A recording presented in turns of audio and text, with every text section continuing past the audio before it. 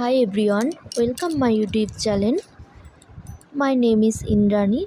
আজকে আলোচনা করতে এসেছি কিছু ইতিহাসের প্রশ্ন উত্তর নিয়ে, যেগুলি পরীক্ষাতে সম্ভবত পড়ে থাকে।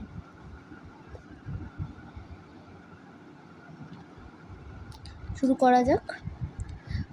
কার নেতৃত্বে ঢাকা অনুশীলন সমিতি স্থাপিত হয়? দ্বিতীয়, সতীদাহ প্রথা কবে নিষিদ্ধ হয়?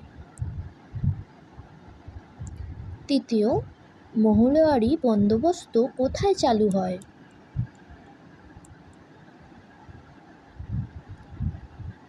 চতুর্থ, উলগুনান কথার বাংলা অর্থ কী?